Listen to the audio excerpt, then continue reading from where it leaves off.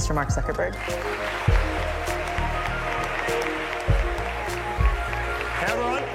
Mark Zuckerberg, fondateur, patron de Facebook. Zuckerberg a inventé un système qui est utilisé par la moitié de l'humanité. Quand je l'ai rencontré, c'était un jeune ingénieur vraiment passionné, qui avait une idée folle et une vision dingue. We've gone from building this project in a dorm room. 2.4 billion people on Facebook. Facebook est aussi propriétaire des messageries WhatsApp et Messenger et du réseau Instagram. Le plus jeune milliardaire, c'est lui, Mark Zuckerberg. One company and one person have this outsized power.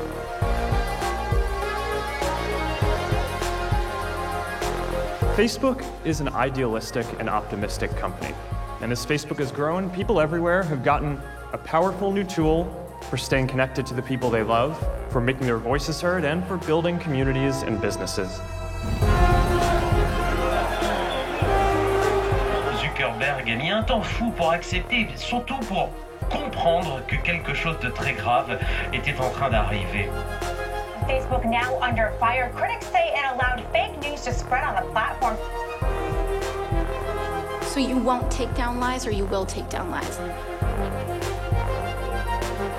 I believe Facebook's products harm children, stoke division, and weaken our democracy. Facebook a échappé à Zuckerberg. I like Mark. He's a good person. I also think he has too much power. On a vraiment un problème. Personne n'a élu Mark Zuckerberg.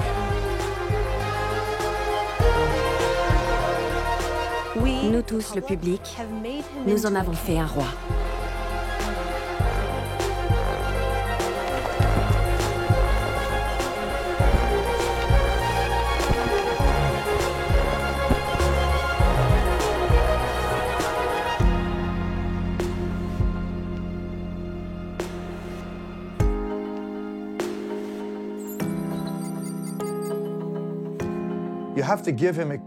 Il faut bien admettre qu'il a construit, à partir de rien, quelque chose d'absolument spectaculaire. Il a créé le plus grand moyen de communication jamais inventé. Je ne suis pas d'accord avec tout ce qu'il a fait, mais Zuckerberg a inventé un système qu'il a étendu à la moitié de l'humanité.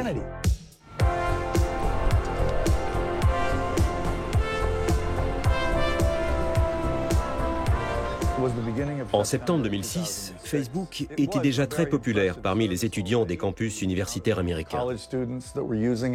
Mais c'était encore une nouveauté qui n'était pas prise très au sérieux. On commençait à en entendre parler. Et quelqu'un m'a dit « Tu veux rencontrer Mark Zuckerberg ?» J'ai dit « Bien sûr ».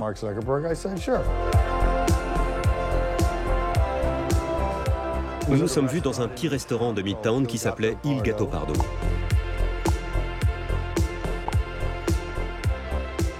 Quand il est apparu, je me suis dit « Oh mon Dieu, ce type est si jeune, qu'est-ce que je fais là? C'est un gamin, un bébé !» Mais dès qu'il a ouvert la bouche, je l'ai immédiatement pris au sérieux. Il parlait comme un businessman accompli. Je lui ai dit « Peut-être que je devrais écrire un livre sur votre entreprise. » Et il m'a répondu « Allez-y !»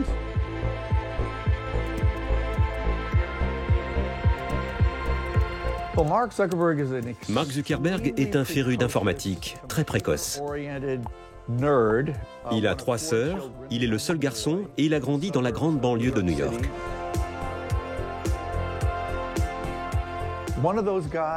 Il était toujours en train de bricoler des choses en rapport avec la technologie. Dès l'âge de 9 ans, c'était un enfant vif.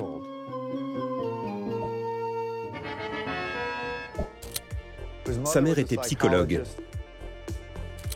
Son père était dentiste et aimait la technologie. Mark l'a aidé à mettre au point le réseau intranet du cabinet. C'était le geek de la famille. Et il a toujours été brillant à l'école.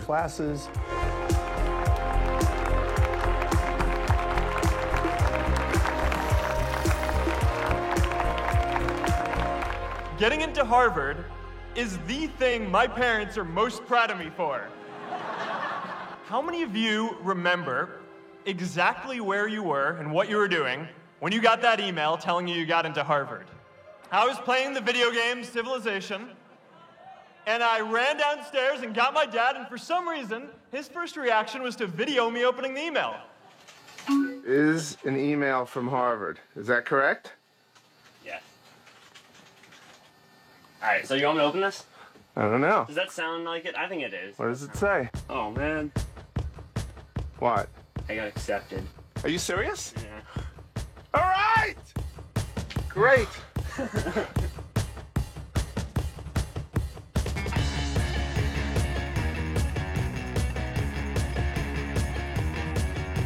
À l'université, il a toujours été très à l'aise, très sociable.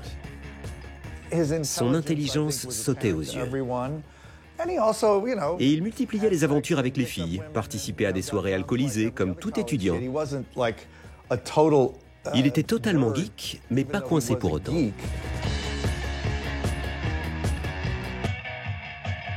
FaceMash, c'était le premier projet de Mark Zuckerberg qui consistait à pirater les photos du trombinoscope du campus et à créer un site qui permettait aux garçons de noter les plus belles filles du campus en les mettant en concurrence, si j'ose dire, donc en affichant des photos, puis en incitant à voter pour la plus jolie ou la plus sexy.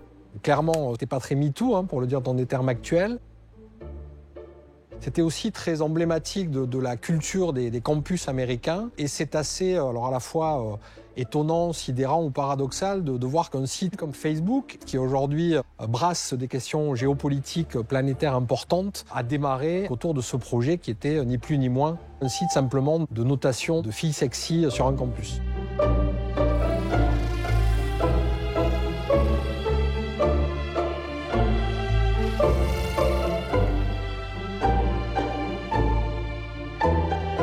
I had just launched this prank website, FaceMash, and the ad board wanted to see me. Everyone thought I was going to get kicked out. My parents drove up here to help me pack my stuff. My friends threw me a going-away party. Who does that? As luck would have it, Priscilla was at that party with her friends. I turned to her and said, I'm getting kicked out in 3 days, so we need to go on a date quickly. Live, back at Harvard. I'm outside of my old dorm room, Kirkland House, H33. This is actually the first time that I've been back here. Priscilla's here a bit too. This is the first time that we've been back in this dorm since I've left. This is where my desk was. And this is literally where I sat, and I had my little laptop here. And this is where I programmed Facebook. It was a very simple version that I launched in February of 2004. En 2004, à Harvard, Mark Zuckerberg va mettre en place Facebook, mais il le fait dans un contexte où il y a déjà des réseaux sociaux. L'idée du réseau social, c'est je prends mon identité, je la projette sur une page, et depuis cette page, je m'abonne à d'autres identités numériques pour échanger et pour faire circuler de l'information. Il n'a pas trouvé spécialement un truc. Il s'est dit, je vais faire à Harvard ce qui était fait par MySpace et Friendster. On va le faire un tout petit peu différemment et l'habiller différemment. MySpace était encore plus cool, on pourrait dire. Et puis il faudrait montrer ce qu'était MySpace à l'époque, les images qui bougent, les fonds d'écran avec des couleurs absolument impossibles et criardes. La nouveauté, en fait, qu'apporte Mark Zuckerberg, c'est que la page est blanche, la page est propre. Il y a beaucoup de bleu, qui est une couleur importante ou signifiante en tout cas, puisque Zuckerberg est daltonien et que le bleu est une couleur qu'il voit bien. Une des forces de Zuckerberg, c'est d'avoir senti que derrière une fonctionnalité simple, qui est une fonctionnalité de trombinoscope, donc de mise en relation basée sur, au départ, des photos, derrière, il allait pouvoir construire, c'est le terme est de lui, il dit, moi je veux bâtir une infrastructure sociale.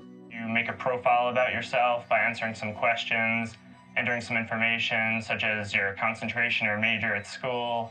Anything you want to tell, interests, what books you like, movies, and most importantly, who your friends are. And then you can browse around and see who people's friends are and just check out people's online identities and see how people portray themselves and just find some interesting information about people. En faisant naître Facebook au sein de ces campus, vous savez, il y a les pavillons des étudiants et les pavillons doivent discuter entre eux, ils organisent des soirées, ils échangent des choses, ils discutent des profs, ils se prêtent des livres.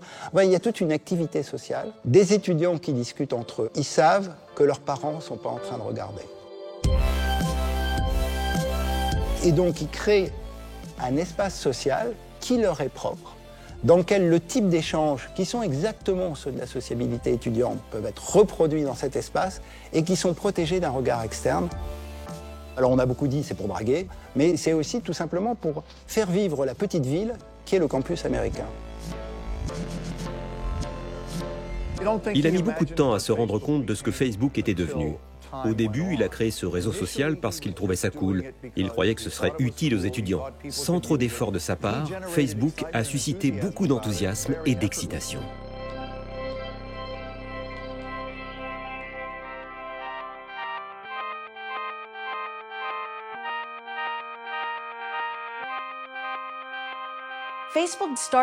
Facebook a démarré avec une bande de copains de fac, un peu barrés et une idée. Mais pour que le site tienne la route, il leur fallait de l'argent. Et l'argent se trouvait dans la Silicon Valley. Mark et son équipe ont décidé de passer l'été en Californie. C'est là que se trouvait l'énergie. Ça leur a permis de rencontrer ceux qui étaient en train d'imaginer l'avenir de cette nouvelle ère des réseaux sociaux. La petite équipe pensait n'y rester que l'été. Bien sûr, ça n'est pas du tout ce qui s'est passé.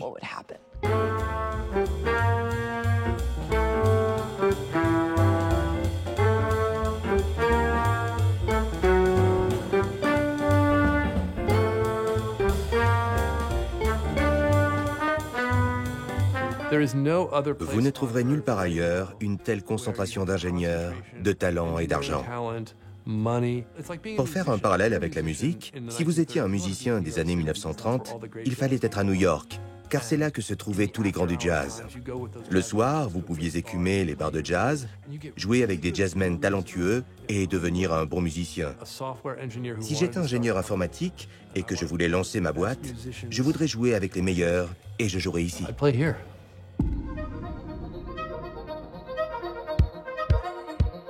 Moi, je pense que c'est réducteur de dire qu'il vient chercher de l'argent. Il vient prendre dans la Silicon Valley cette sorte d'esprit assez particulier, d'idée que la technologie peut changer le monde. C'était plus qu'une question d'ego. Il voulait monter sa start-up là où les start-up se créaient. Et c'était à Palo Alto. No, actually, I was going to mention the beer. I'm here in Palo Alto, California, chilling with Mark Zuckerberg of the Facebook.com. Came out to Palo Alto for the summer, just to hang out, because Palo Alto is kind of this mythical place where, all the startups come from. Ici, dans la Silicon Valley, en Californie, la contre-culture hippie a rencontré dans les années 60 les rêves d'une nouvelle Amérique, celle des débuts de l'informatique. Les ordinateurs des années 70 et 80 allaient matérialiser le rêve porté par la contre-culture.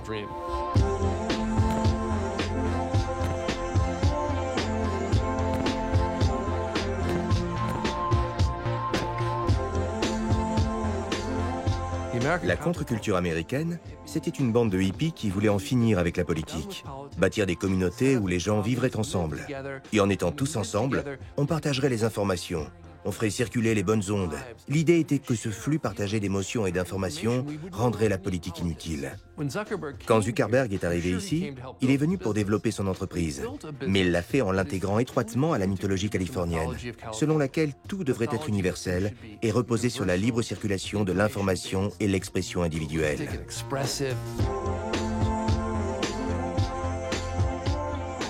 Ce que tout le monde venait chercher en Californie, Zuckerberg nous dit qu'on peut le trouver sur Facebook.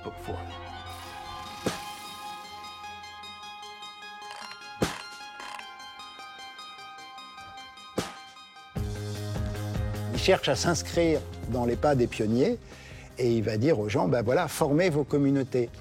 Avec une dimension beaucoup plus individualiste, puisque ce qu'il a amené avec le réseau social, c'est la page personnelle, que n'avaient pas les pionniers. J'ai eu l'occasion de me rendre dans les différents locaux de Facebook. Il y en a un qui se démarquait des autres. Je le visualise encore. Quand on entrait, il y avait une réceptionniste. Et on l'a remarqué parce que c'était la seule et unique femme. Elle était assise à son bureau et derrière elle, au mur, il y avait un énorme graffiti. Un dessin hyper sexualisé. Je me souviens avoir levé les yeux au ciel en me disant « Quelle culture de mec !» C'était des jeunes très décontractés. La plupart ne pensaient qu'aux filles et au sexe. Ils venaient au travail à 13h et y restaient jusqu'à minuit. Leur bureau était toujours en désordre. Ils avalaient de la junk food et passaient leur journée à coder. Je me souviens de cette énergie frénétique. Et je me suis rendu compte à quel point la Silicon Valley a toujours voulu se démarquer. Et surtout de la côte est des États-Unis. La différence la plus criante était dans la façon de s'habiller. Mark Zuckerberg a reproduit dans son style vestimentaire les codes des geeks.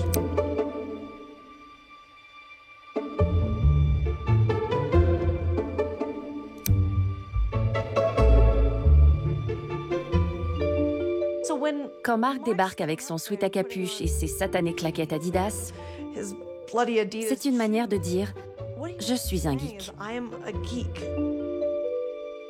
Comment expliquer ça? Celui qui ressemble à un surfeur en vacances et celui qui détient le pouvoir. Si vous allez à une réunion et qu'autour de la table, il y a des hommes en costard-cravate et d'autres en sweat-claquettes, ce sont les sweat-claquettes qui tiennent les rênes. Les costards-cravates bossent pour eux. Today, the Facebook has nearly 5 million users across 1,500 campuses. Joining me to talk about the fast-growing company is the founder and CEO, Mark Zuckerberg. Mark, thanks for joining us. And right now, almost 70% of our users come back every day, which is kind of ridiculous. And I mean, if we can keep that up for any period of time, then that's awesome. The time spent on the site was just around the highest on the internet. But I mean, so. Mark, we're going to have to wrap it up. Good luck with your company. Thanks. As Zuckerberg succinctly put it in a private discussion of the data he gathered from the first generation of Facebook users,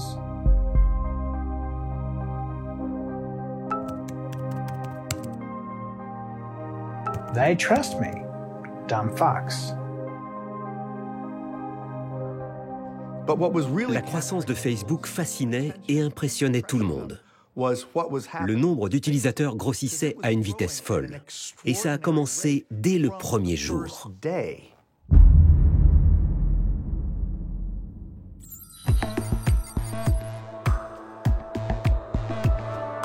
Facebook today opened up its social networking site to the masses. Previously, only college or high school students or businesses could join Facebook. But now anyone with a valid email address can join. Today, together, we're going to start a movement. Everyone has friends, acquaintances, connections, and through these connections, you really get a lot of information and really come to understand your world. Now we're growing at more than 100,000 new users a day. That's adding the size of San Francisco once a week. Je m'étais inscrit à peu près comme tout le monde, c'est-à-dire en créant un compte, en ajoutant tout de suite une photo de profil et en renseignant les quelques critères qu'on nous demandait sur l'âge, la localisation, etc. Et puis, je m'étais immédiatement demandé à quoi ça servait. Et donc, j'avais, je crois que mon premier statut, c'était « Est-ce que quelqu'un peut m'expliquer à quoi sert ce truc-là » Il suffisait d'écrire quelque chose et le message était automatiquement diffusé à tous vos amis. C'était une fonctionnalité absolument inédite. Je me souviens de la grande époque du POC, où on se poquait l'épaule, on leur envoyait en permanence des petits signes pour leur dire on est là, on fait ça, on a telle activité en ce moment. We also launched something else called Newsfeed. So the result of that is that now, when any user logs into Facebook, they'll see all the information that's most interesting to them right there on their homepage.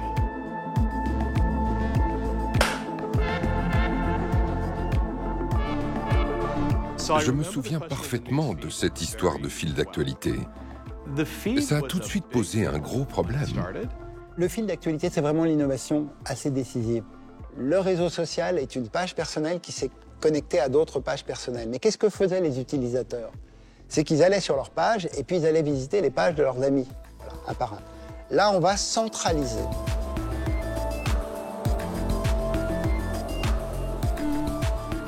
L'intuition est incroyablement pertinente et juste. En fait, ce qui intéresse les gens, ils ne le savent pas forcément eux-mêmes, mais ils vont le découvrir parce qu'ils vont voir ce que sont en train de faire des gens auxquels ils ont choisi de s'abonner.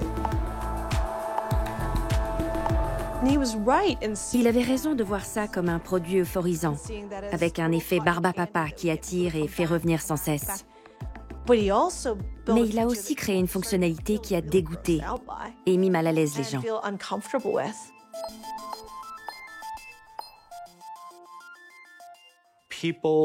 Beaucoup de gens se demandaient comment désactiver le fil d'actualité, comment s'en désabonner. Certains utilisateurs ont commencé à se sentir très tristes quand personne ne réagissait à leurs publications.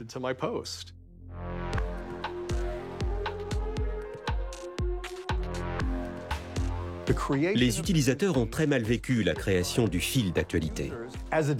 Quand j'ai vu Mark quelques jours après son lancement, il était confronté à une véritable crise.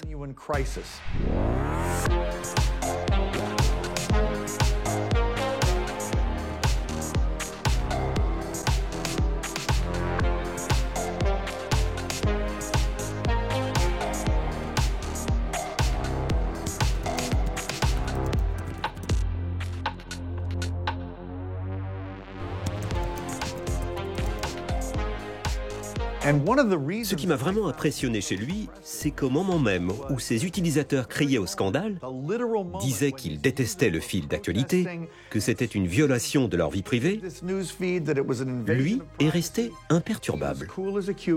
Il savait très bien que la colère allait retomber. Et ça m'a bluffé. Newsfeed got off to a bit of a rocky start, because we did a very poor job of explaining to our users exactly how it worked. Our users asked for some more controls, we gave those to them, and now our users love Newsfeed. They love it. They love it. They love it. They love it. En réalité, c'est le modèle économique de Facebook basé sur l'exploitation des données des individus qui commence. We continue to do what we think are the right changes, even if some of them are controversial, especially at the time when we do them. How does the social graph get monetized? We can provide really good, relevant advertising to people because they tell us exactly what they're interested in and who they know, and those people tell us what they're interested in. Facebook est une entreprise qui gagne de l'argent avec un modèle publicitaire. Mark Zuckerberg, avec une sorte d'esprit d'empire, a conduit tous les possesseurs de sites web, etc., à mettre des boutons like, partage sur tous les contenus qu'il faisait. Par ce modèle-là et par d'autres, il a étendu sa possibilité de surveillance et de capture des navigations des internautes à une grande partie du web. Is there any concern you're turning Facebook into something much more commercial? There have to be ads either way because we have to make money. I mean, we have 400 employees, and we have to support all that and make a profit. Il a fait venir Sheryl Sandberg, qui était la plus grande experte au monde en matière de publicité ciblée. Il y a un acteur qui joue un rôle central dans l'histoire de Facebook, c'est Sheryl Sandberg.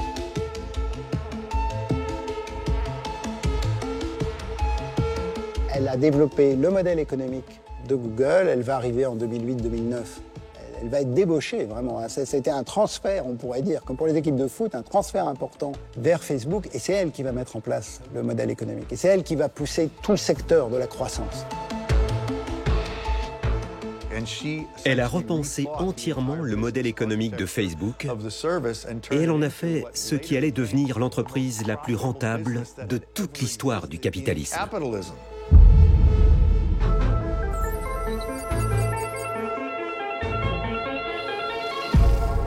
Right now, going public is an important milestone in our history. But here's the thing. Our mission isn't to be a public company. Our mission is to make the world more open and connected. So let's do this.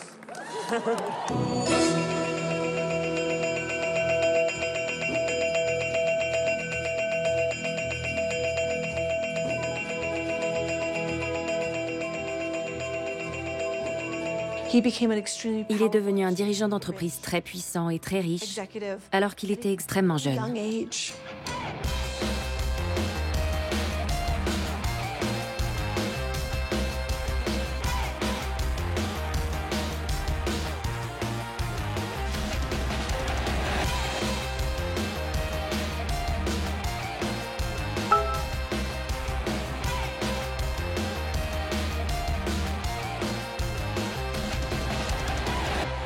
Instagram has become a popular way to share the photos they take.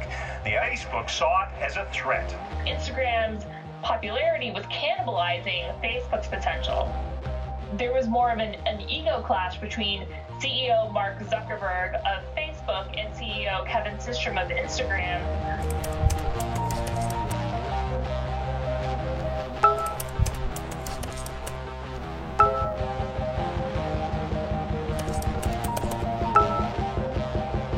Instagram, a company with only 13 employees, bought today by Facebook for $1 billion. Facebook rachète WhatsApp pour 19 milliards de dollars. Le géant américain s'offre l'une des applications pour smartphones et tablettes les plus populaires du monde.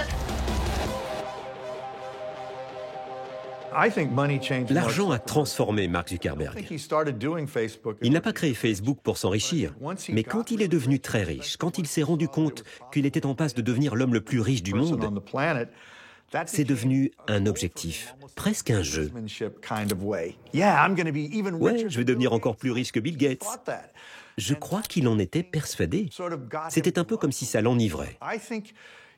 Il continue aujourd'hui à être bien plus obnubilé par sa richesse et par son pouvoir que je ne l'avais imaginé au départ. When I was growing up, Bill Gates was my hero. Oh, come on. Yes. He's like Darth Vader. He's not Luke Skywalker. No. He's the bad guy. No, he is not. Bill Gates ran one of the most mission-driven companies that I can think of. Bill Gates, à l'époque, était l'homme le plus riche du monde. C'est lui qui avait mis au point l'ordinateur individuel tel qu'on le connaît, avec son travail extraordinaire chez Microsoft. Ce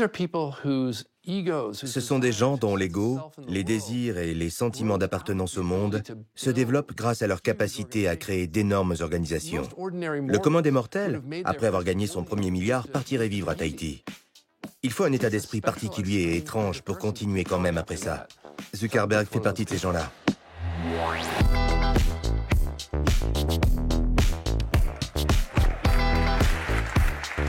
Hey!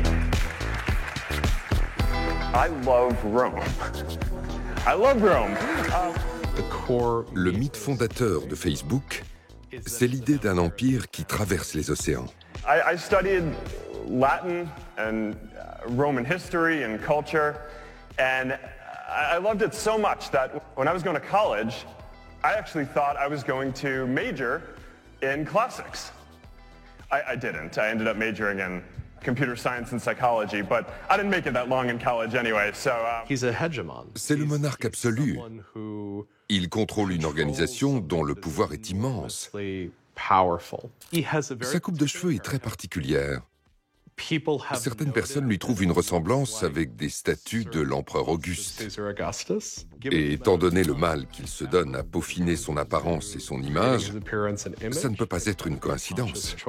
When my wife and I got married, we came here on our honeymoon. I made us go to all of these different historical and classical places, so much so that when we got back and we were looking through the photos, my wife was making fun of me that she thought that there were 3 people on the honeymoon, me, her, and Augustus. C'est une manière de dire « Je suis un empereur et mon empire s'étend sur tous les continents ».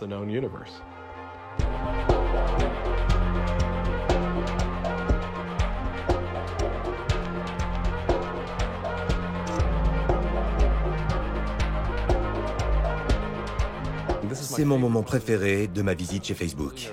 J'entre dans l'immeuble où se trouvent les bureaux, il y a des vigiles à l'entrée. Ça ressemble à une petite ville. Je vois des iPads disposés contre le mur et il faut signer un accord de confidentialité. Il faut déclarer « Je promets de ne rien dire de ce que je vois dans les bureaux de Facebook. Tout ce que vous voyez ici doit rester secret. » Or, au-dessus de ces tablettes, il y a des affiches et elles disent « Dépêchez-vous et cassez tout. » Ou ma préférée, « Soyez ouverts. » Soyez ouverts. Alors que je suis en train de renoncer à mon droit de raconter ce que j'ai vu au sein de l'entreprise. Tout le paradoxe de Facebook est résumé ici. Ce qui m'a surpris par-dessus tout, c'est que les murs étaient recouverts d'affiches évoquant la contre-culture américaine et les mouvements sociaux. Mais Facebook n'est pas une entreprise de la contre-culture. L'Analog Research Lab a été créé par les designers au sein de Facebook, ceux qui ont créé le logo Like. Ils ont voulu créer des affiches avec l'aval de Zuckerberg. Et c'est devenu une sorte d'atelier de propagande interne. Que feriez-vous si vous n'aviez pas peur? Soyez ouverts. Dépêchez-vous et cassez tout. Ce qu'ils cassent avant tout, ce sont les lois. 1, 2, 3, je fais le clap?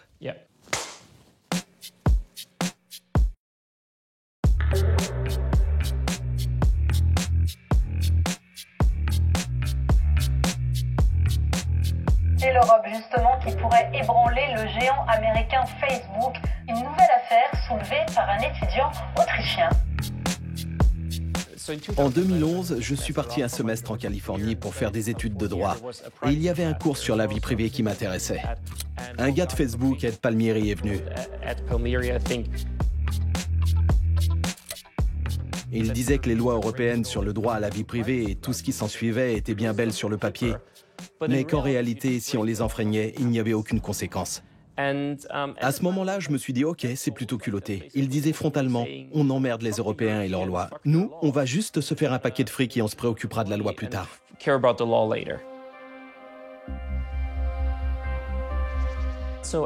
Quand je suis rentré en Autriche, j'ai fait une demande à Facebook d'accès à mes données personnelles. Chaque citoyen européen a le droit de le faire pour en connaître le contenu, l'origine et la destination. Par mail, on m'a expliqué que mes données allaient être copiées sur un CD-ROM. Sur le CD, il y avait un document de 1200 pages. Si on en avait fait un livre, il aurait été épais comme ça, un volume énorme. Ce qui est fou, c'est que plein de choses que j'avais supprimées étaient encore présentes. Il est impossible de véritablement effacer un contenu. En examinant ce document, on comprend qu'ils sont au courant de vos opinions politiques et même, dans mon cas, de mon orientation sexuelle. Quand j'ai compris que toutes ces données prouvaient que Facebook était dans l'illégalité, j'ai déposé une plainte auprès du régulateur irlandais en joignant toutes les preuves nécessaires. Et je me suis dit qu'ils allaient s'en occuper. Mais ils n'ont rien fait.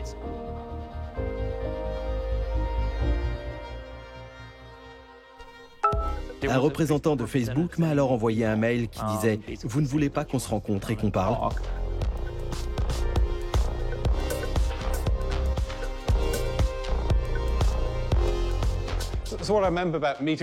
Je me souviens que j'avais décidé de rencontrer ce jeune activiste politique pour écouter ce qu'il avait à dire. Lors de cette réunion, on s'est rendu compte que Facebook n'avait aucune réponse à apporter à tous les points que j'avais soulevés. En gros, il disait « On fait ça parce qu'on juge raisonnable de faire comme ça. » Si on leur réplique « Vous devez avoir le consentement de l'utilisateur », ils répondent « Oui, mais l'expérience utilisateur ne serait pas bonne si on demandait le consentement. » C'était vraiment des réponses à la con.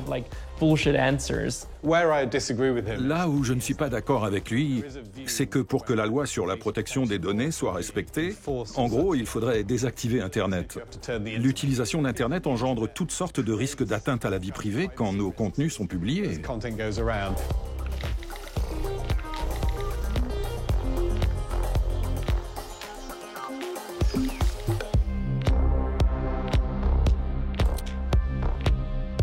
Nous tous, les médias, le public, les utilisateurs, nous en avons fait un roi.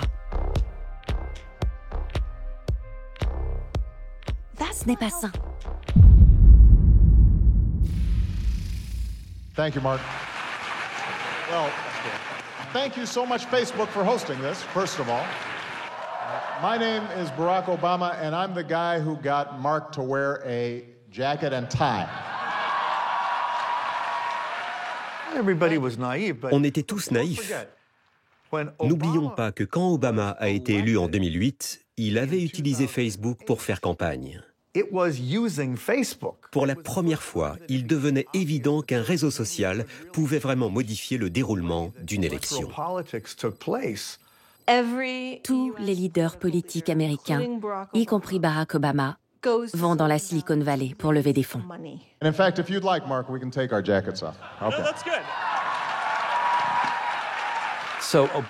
Obama s'approprie le côté cool d'une start-up de la côte ouest. Et cette start-up obtient la légitimité d'un leader politique américain. C'est une excellente opération. Barack Obama a sous-estimé les effets potentiellement négatifs de Facebook et des technologies en général. Pour lui, la Silicon Valley était avant tout une source de revenus pour la campagne du Parti démocrate. Je crois qu'il n'a pas pris la mesure du véritable rôle joué par les entreprises de la tech de la Silicon Valley, ni de leur fonctionnement.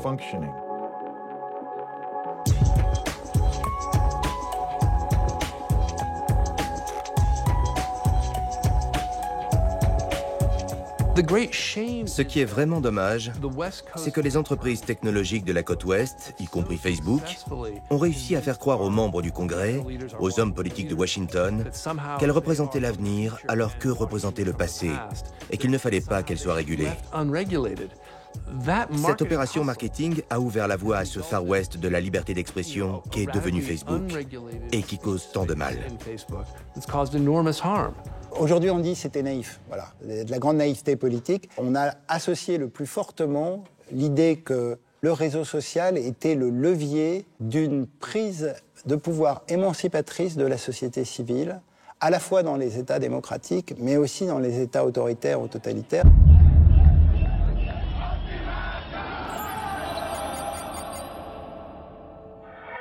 Le soulèvement de tout un pays contre la vie chère, le chômage, la répression policière, l'appel à la révolte est lancé sur Facebook, le président Ben Ali fuit son pays. Après la Tunisie, la contestation gagne l'Égypte. Une gigantesque liesse sur la place Tahrir au centre du Caire. Les dizaines de milliers de manifestants viennent d'apprendre la démission de Moubarak. Un départ sous la pression populaire. Le Caire, ou l'ivresse d'une nuit de révolution. In Egypt, Facebook mobilized crowds and sparked a revolution. Les printemps arabes ont été possibles en partie grâce aux services mis au point par Mark associés à Twitter. Twitter et Facebook ont été les deux vecteurs essentiels des printemps arabes.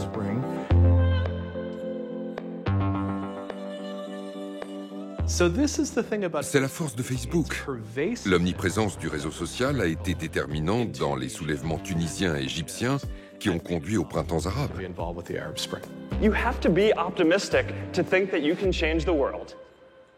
And people will always call you naive, but it's this hope and this optimism that is behind every important step forward. Ça, c'est au cœur aussi de l'esprit de la Silicon Valley, c'est-à-dire montrer qu'on n'est pas simplement en train de faire des technologies, on met ces technologies au service de l'idée d'une transformation à impact sur le monde. Because we can actually give more people a voice. Instead of building walls, we can help people build bridges, one connection at a time. Le cœur de Mark Zuckerberg, c'est que voilà, c'est un esprit libéral, ouvert, cosmopolite, et qui pense de façon assez optimiste que les individus, si on les connecte, le meilleur va apparaître dans nos sociétés. À ce sujet, l'ambition de Zuckerberg a toujours été claire, et on en revient encore à la question de l'omniprésence. The way the world works is changing.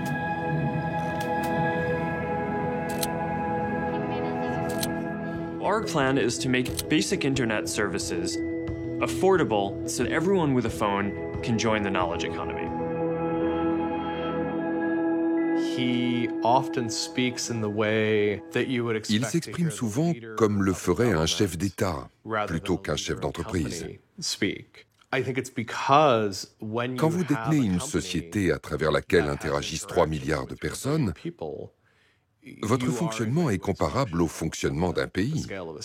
C'est Mark Zuckerberg lui-même qui a lancé son challenge, comme il l'appelle, passer l'année à parcourir les 50 États américains pour en rencontrer les habitants. Ça ressemble beaucoup à une campagne électorale. Et à chaque sortie à la rencontre des Américains, il peaufine son image d'homme humain, compréhensif, en prise avec la réalité et à l'écoute des Américains. Ses faits et gestes sur Facebook ne sont jamais spontanés. Tout est calculé au millimètre. Difficile de positionner Mark Zuckerberg sur l'échiquier politique. Par certains aspects, c'est un démocrate traditionnel, un peu à gauche du centre. Il a donné énormément d'argent à un hôpital de San Francisco. Il fait preuve de beaucoup de civisme à travers sa fondation et sa philanthropie.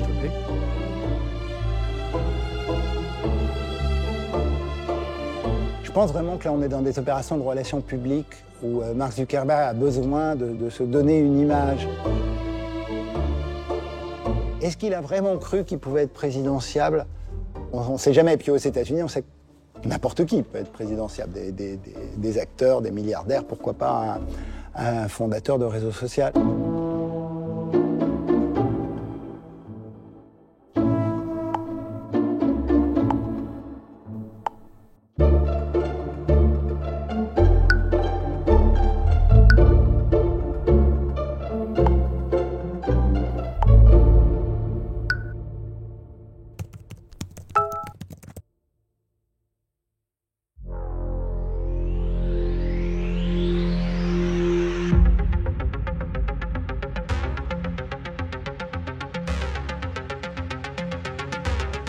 Zuckerberg would love to crack China's 600 million internet users.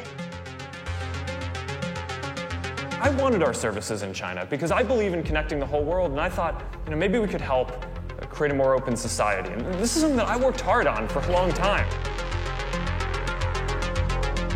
大家好，我很高兴再次来到清华大学。我的中文很糟糕，但是。Il s'est rendu en Chine plusieurs fois. Il courtisait les dirigeants chinois. Il y a eu des tractations pour établir une joint venture avec une entreprise chinoise. Ça a failli aboutir.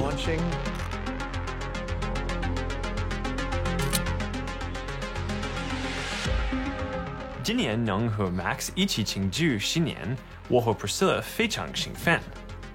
我们希望你儿正在和你的家人朋友一起。他的中文名字叫钱明宇，钱是妈妈的姓，明是明天的明，明宇是代表希望世界的未来更美好。Les Chinois ont vu ce qui s'était passé avec les printemps arabes et ils ne voulaient pas que la même chose arrive en Chine. Ils se sont dit que s'ils autorisaient l'implantation de Facebook en Chine, cela pourrait conduire à une révolution.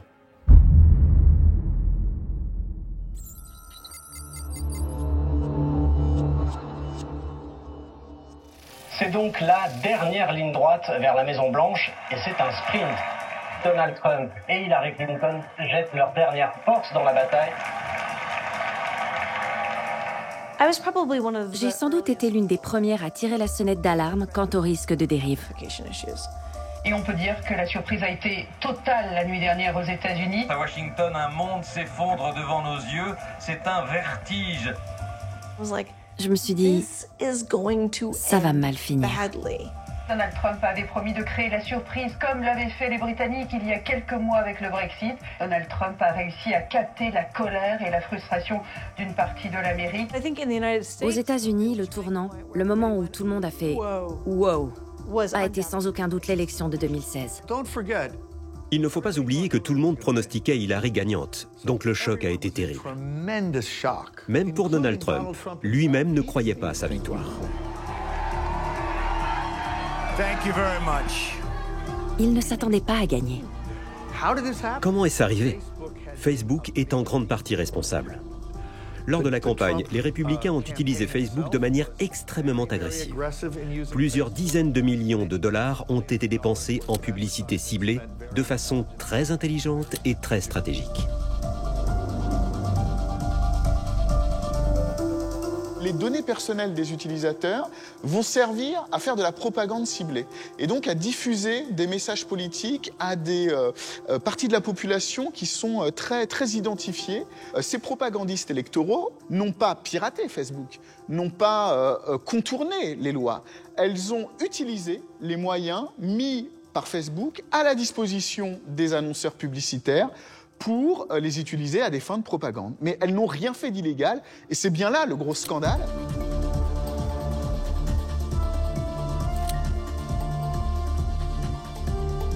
Facebook now under fire. Critics say it allowed fake news to spread on the platform. Mark Zuckerberg says deciding what's allowed to be shared or not is not his job. Et on va avoir une sorte de panique qui va se créer, parce qu'on est vraiment dans une situation panique autour du thème de la désinformation et du procès direct vers la responsabilité de Facebook. Un autre phénomène inquiète, les fake news. Fausses informations ou infos sensationnelles qui se font passer pour des vraies. Que faire face aux fake news? Hey. Hey. Thank you. Good to see you. Please. J'anime une conférence annuelle d'économie et j'ai interviewé Mark Zuckerberg 2 jours après l'élection de Donald Trump. I was just saying, Mark, that when I met you, Facebook had 9 million users, and now it has close to 2 billion, so things have changed slightly. It's been a busy decade. Je l'ai interrogé sur les fake news. Well, you know, one of the things post-election, you've been getting a lot of pushback from people who feel that you distorted the way that people perceived the information during the course of the campaign and what the responsibilities are that you have as a result of that enormous influence that it has. Il s'est montré profondément embarrassé. La phrase qu'il a prononcée est devenue célèbre. Elle est restée dans les annales. You know, I've seen some of the stories that you're talking about around this election. You know, personally, I think the idea that fake news on Facebook influenced the election in any way, I think, is a pretty crazy idea. Pretty crazy idea. Pretty crazy idea.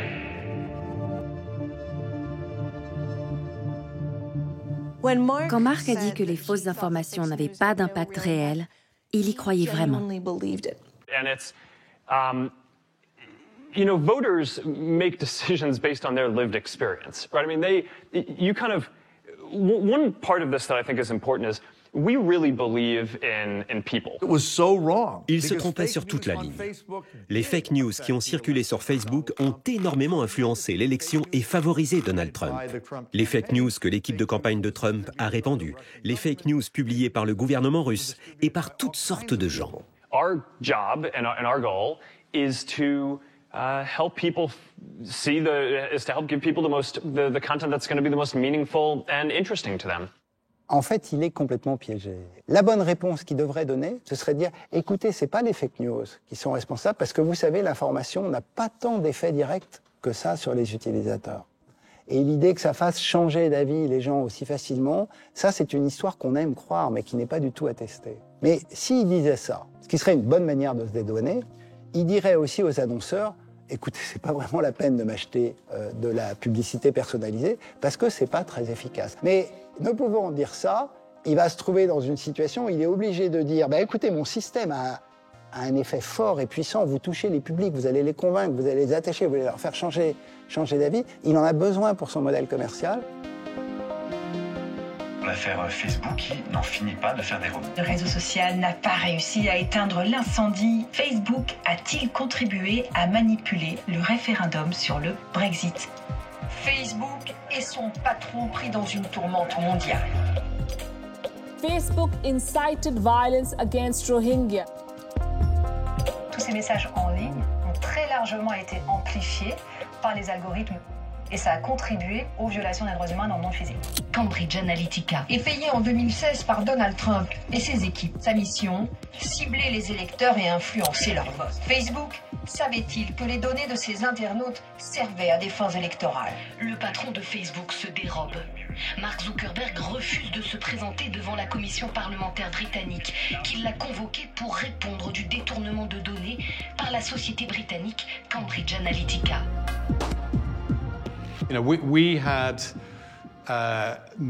Nous avions loupé quelque chose. Nous n'avions pas pris la mesure des détournements possibles par les utilisateurs de Facebook. Et nous avons ignoré les inquiétudes des gens à ce propos. Il a fallu qu'on se rattrape. Mark était désolé qu'on en soit arrivé là. Il aurait mieux valu anticiper et poser des garde-fous en amont.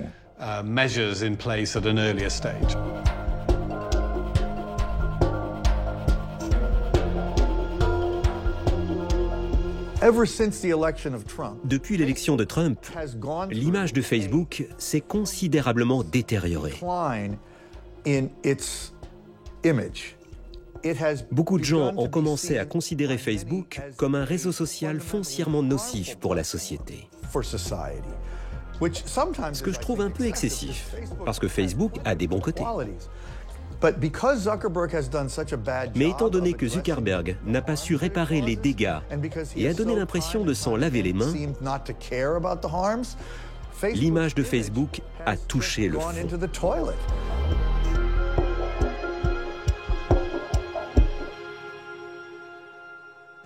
Aujourd'hui, plus personne ne défend Facebook.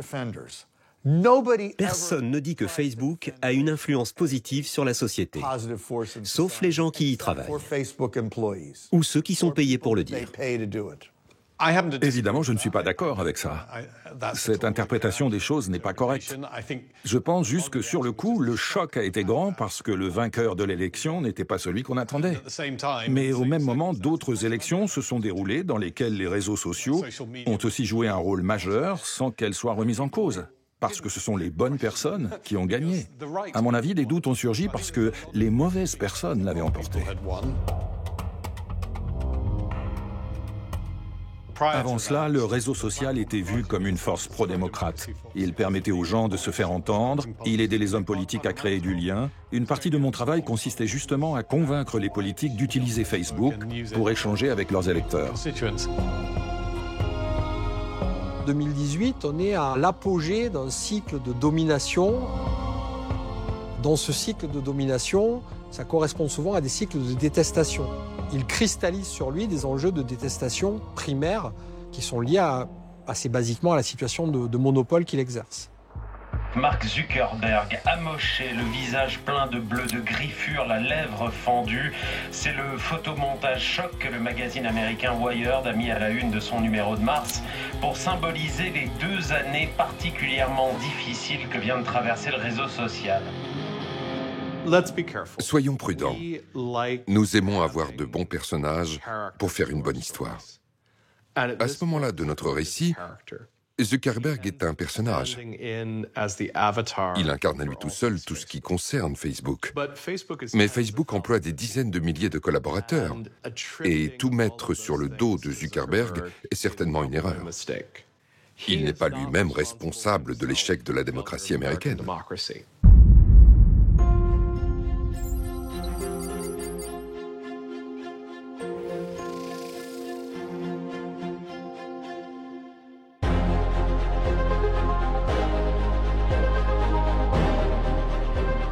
Assis sur la 5e fortune mondiale, gérée à un réseau de 2 milliards d'utilisateurs et se sentir tout petit parfois dans la vie. C'est un Mark Zuckerberg tendu, parfois livide, qui s'est présenté cette nuit devant les sénateurs américains. 4h30 à répondre au feu croisé des questions.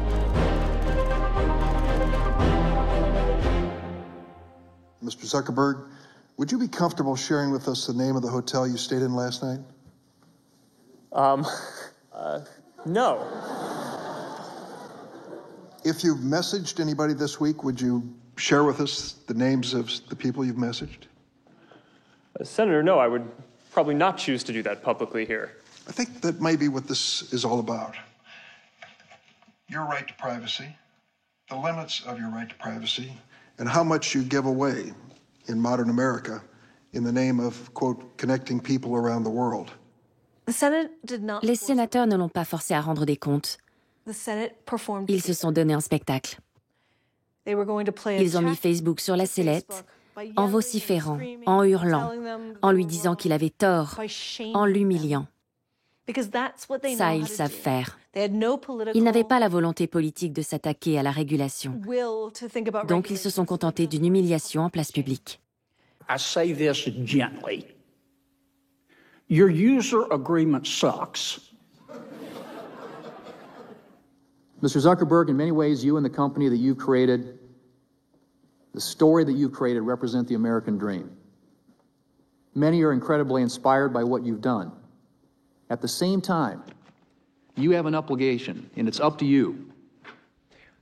So we have made a lot of mistakes in running the company. I think it's pretty much impossible, I believe, to start a company in your dorm room and then grow it to be at the scale that we're at now without making some mistakes. And because... Dans ses auditions, il apparaît, il est d'ailleurs moqué pour cela, comme un être presque catatonique, froid. Il y a à la fois cette dimension presque robotique, glaçante et froide, et il y a en même temps cet enfant pris en faute, c'est-à-dire cet être qui donne l'impression de n'avoir jamais pris la mesure de la créature qu'il avait mis en place. But it's clear now that we didn't do enough to prevent these tools from being used for harm as well. And that goes for fake news, for foreign interference in elections and hate speech, as well as developers and data privacy. We didn't take a broad enough view of our responsibility, and that was a big mistake. And it was my mistake, and I'm sorry. And it was my mistake, and I'm sorry. Ah. La petitesse de cette excuse, comparée à l'étendue des dégâts provoqués par son entreprise, est hallucinante. La plupart des excuses de Zuckerberg ne sont pas très sincères. Elles se résument à une opération de relations publiques destinée à faire taire les critiques et à faire baisser la pression. Je trouve ça tragique. I started Facebook, I run it, and I'm responsible for what happens here. So now, we have to go through all of our relationship with people and make sure that we're taking a broad enough view of our responsibility.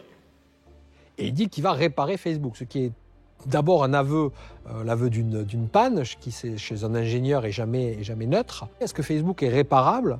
Ça, c'est une vraie question. Did any of these individuals ever stop to ask themselves why Facebook don't charge for access? Nothing in life is free. Aux États-Unis, en tout cas, la plupart des hommes politiques n'ont pas la moindre idée de la façon dont fonctionne Internet, et ils ne sont donc pas capables d'argumenter. Quand Zuckerberg a parlé devant le Congrès, franchement, j'ai eu honte de mes représentants. How do you sustain a business model in which users don't pay for your service? Senator, we run ads. Si les membres du Congrès ont un tel degré d'ignorance et laissent Zuckerberg se défendre de manière aussi légère sans le pousser dans ses retranchements, c'est qu'on a un vrai problème.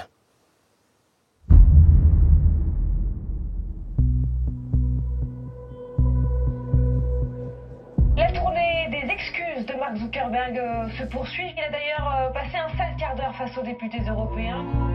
I think in total you apologized now 15 or 16 times the last decade. In 2003 you started. Every year you have one or other wrongdoing or problem with Facebook and you have to face the reality and to say sorry and to say that you're going to fix it. Last year I think it was twice that you apologized and this year 3 times already and we are still in the month of May, so it's a little bit early. On a un modèle fantastique, ça crée beaucoup d'argent.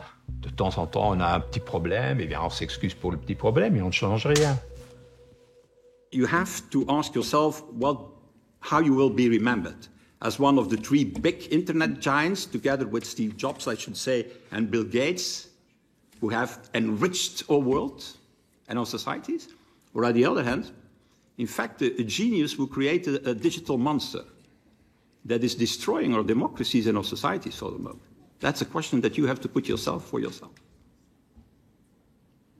Peut-être il était un peu choqué, mais on ne le voyait pas. Donc, moi, je dois vous dire que je n'ai pas ressenti, quand je lui regardais, une sorte d'émotion. Il n'y a pas beaucoup d'émotion. Et c'est ça qui m'a fait peur.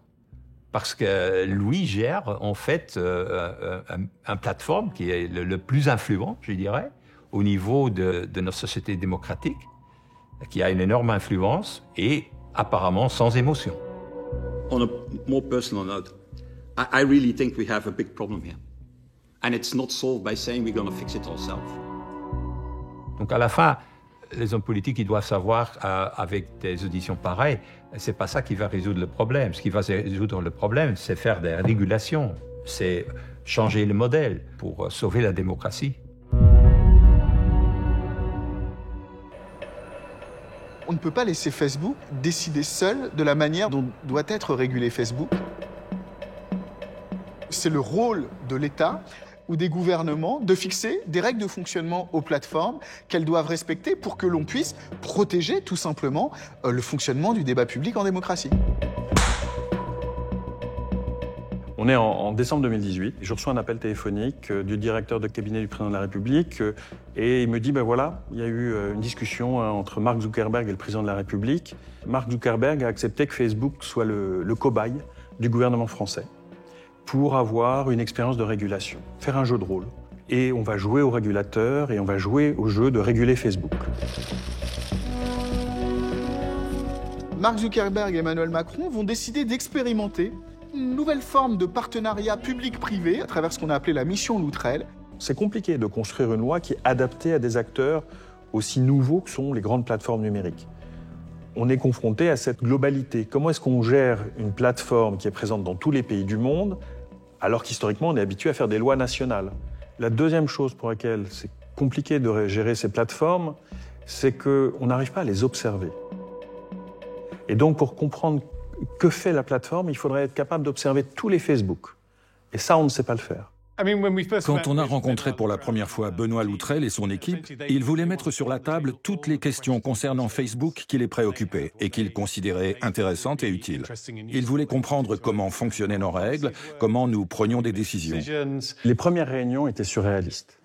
Vous aviez des juristes, des spécialistes du produit, de la plateforme, un directeur d'affaires publiques au niveau mondial. Et donc petit à petit, il a fallu les mettre en confiance et leur dire non, on est dans un jeu de rôle, en les mettant à l'aise, en disant, ben, voyez, oui, il y a un magistrat qui est là, mais il ne va pas vous mettre en prison, il y a un commandant de gendarmerie, mais il ne va pas vous passer les menottes. Et c'est au bout de quelques jours que l'ambiance s'est décoincée et qu'on les a sentis se mettre en risque et accepter le dialogue.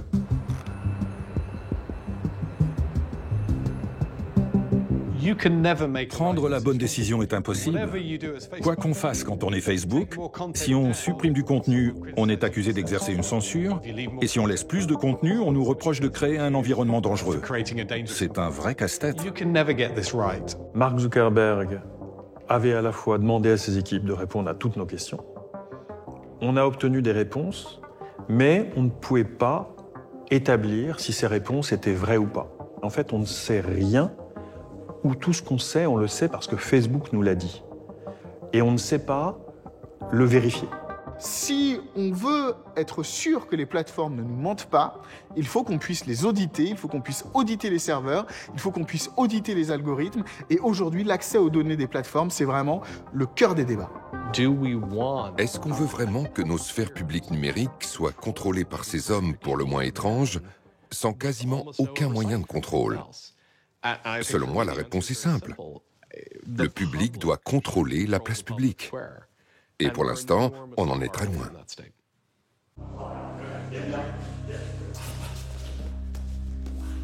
My name is Frances Haugen. I used to work at Facebook. Qui a travaillé plus de 2 ans pour le réseau social le plus utilisé dans le monde. Elle a donc fait ses cartons, mais avec des milliers de documents confidentiels pour devenir lanceuse d'alerte. The documents I have provided to Congress prove that Facebook has repeatedly misled the public about what its own research reveals about the safety of children, the efficacy of its artificial intelligence systems, and its role in spreading divisive and extreme messages. Ce qu'elle dit, c'est que le réseau social a encouragé l'attaque du Capitole, que si des militants d'extrême droite ont envahi l'enceinte parlementaire américaine, eh bien c'est parce que les algorithmes non seulement n'ont pas censuré leurs appels à la haine, mais les ont mis en avant sur les fils d'actualité des utilisateurs. Breaking news.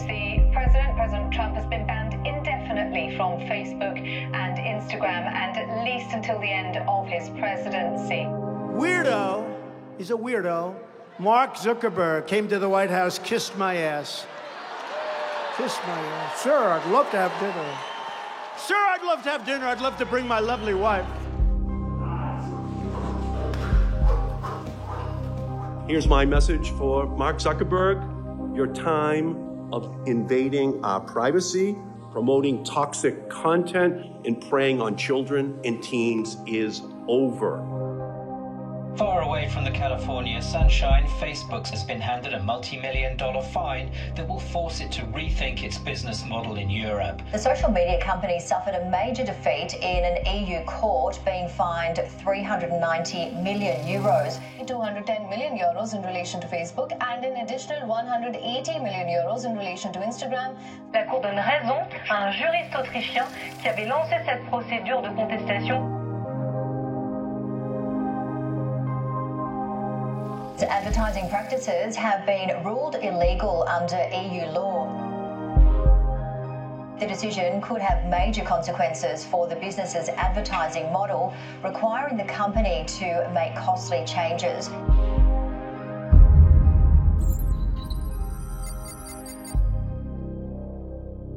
Mark est un innovateur. Mark est un créateur. Jamais je n'ai rencontré d'innovateurs ou de créateurs qui aiment travailler sur le même produit pendant des années et des années et des années. 20 ans à faire et refaire la même chose, ça ne plairait à personne doté d'une mentalité comme la sienne. Facebook, c'est ennuyeux. D'abord, c'est essentiellement un public mûr qui l'utilise. Instagram, c'est pareil. Ce n'est pas une plateforme jeune et dans le vent comme TikTok ou Snapchat. C'est un site utilisé par les parents et les grands-parents pour communiquer entre eux. Il est sûrement coincé. Alors il cherche une nouvelle voie.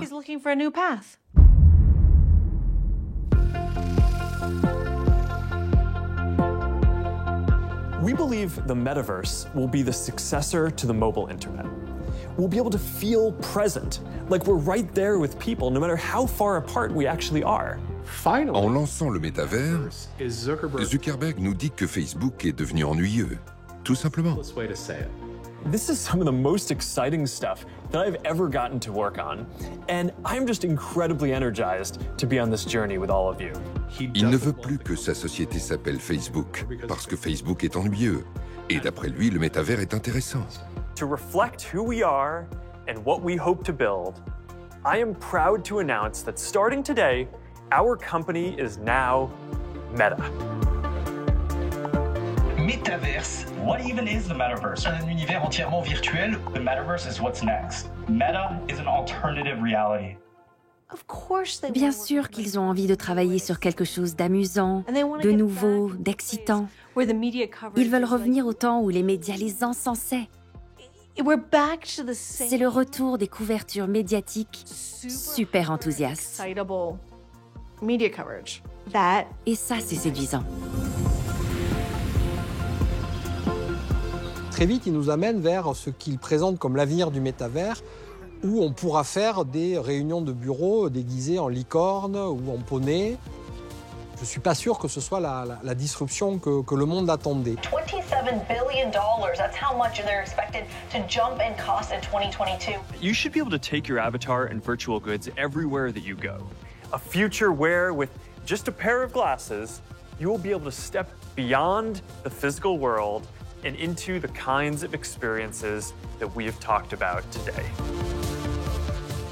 Depuis les années 1990, on nous dit qu'on touche du doigt la réalité virtuelle et que vivre dans une réalité virtuelle sera bientôt possible. Mais cette promesse ne s'est jamais réalisée. Est-ce qu'on veut vivre dans un monde virtuel 7 jours sur 7 ? Je ne crois pas. Facebook, comme vous le savez, nous inonde de publicité. La plateforme nous traque et nous matraque. Elle essaie de nous vendre des choses dont on a soi-disant besoin. Imaginez un monde dans lequel il n'y aurait pas que vos amis, mais où Coca-Cola ferait apparaître virtuellement une canette bien fraîche pour vous donner soif. Voilà le rêve du métavers. C'est un rêve affreux. C'est un cauchemar. Je ne suis pas encore en mesure de dire si c'est une simple extension du Facebook des débuts ou une erreur monumentale. Il y a de fortes chances que ce soit un échec. Encore faut-il savoir ce qu'on entend par échec. Shares of Facebook parent Meta have been pummeled this year. A year ago, Mark Zuckerberg bet the entire company on the metaverse concept. Today, shares of Meta down 65% on the year, in part because investors are unhappy with the tens of billions of dollars lost trying to build an experiment that may not pay off for a decade, if it ever does at all. La Silicon Valley, elle se nourrit constamment d'un projet nouveau. C'est-à-dire que si elle ne peut pas renouveler sa promesse, elle tourne en rond, elle s'épuise et puis elle devient ces sortes de monstres économiques qui essayent d'aspirer du profit mais qui sont plus en train de faire rêver. Got some breaking news just crossing. Facebook parent Meta will begin laying off workers this morning. CEO Mark Zuckerberg announcing just moments ago that the workforce will be reduced by about 13%. That equates to about 11,000 workers. I want to say, up front, that I take full responsibility for this decision. I'm the founder and CEO. I'm responsible for the health of our company, for our direction, and for deciding how we execute that, including things like this. And this was ultimately my call, and it was one of the hardest calls that I've had to make in the 18 years of running the company. Since September 2021, Zuckerberg lost more than half of his fortune, a staggering $76.8 billion. Il a plusieurs vies, et on ignore quelles seront les prochaines. Mais si je devais faire un pari, je dirais qu'il ne cherche pas à gagner encore plus d'argent, mais à avoir encore plus d'impact. Désormais, il va falloir payer pour avoir un compte certifié sur Facebook et Instagram. Mark Zuckerberg announced Meta Verified and now charge users for a verified account. It means the blue checkmark badges will cost $15 a month to get one of those verified accounts. Lancé en 2004, le slogan de Facebook a longtemps été « C'est gratuit » et ça le restera toujours. On en est loin maintenant. Et entre l'inflation qui fait baisser les budgets des annonceurs et la concurrence féroce d'applications comme TikTok, Mark Zuckerberg veut faire rentrer de l'argent. Le capitaine Zuckerberg va-t-il sombrer avec le navire? Va-t-il se retirer au moment où Facebook n'est plus particulièrement attrayant et perd de sa superbe dans le monde? C'est fort probable, selon moi. Ce qui est intéressant avec les entreprises de la tech, c'est qu'on s'intéresse surtout à leurs dirigeants, en l'occurrence à Zuckerberg. Ce n'est pas ça l'important. Après tout, c'est une entreprise cotée en bourse qui engrange beaucoup d'argent et qui a ses propres rouages. Et tout ça relève souvent du mythe, de l'organisateur, du fondateur, etc. Ce n'est pas Mark qui a voulu devenir roi. C'est nous tous qui l'avons placé sur un piédestal. Nous n'avons cessé de nous demander « Mark est-il gentil? Mark est-il méchant? A-t-il bien fait ou a-t-il mal fait ?»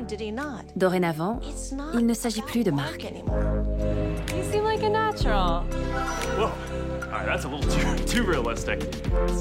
Peut-être aussi que ce que nos sociétés nous disent aujourd'hui, c'est que ce n'est pas ce dont on a besoin. Et que si on regarde les enjeux de la crise environnementale, est-ce qu'aujourd'hui, ce qui est le plus désirable ou le plus nécessaire à nos sociétés, c'est d'encourager la Silicon Valley à fabriquer de nouvelles innovations dans lesquelles elle nous relance une promesse? C'est pas du tout certain. Then I hope that you will join us, because the future is going to be beyond anything we can imagine.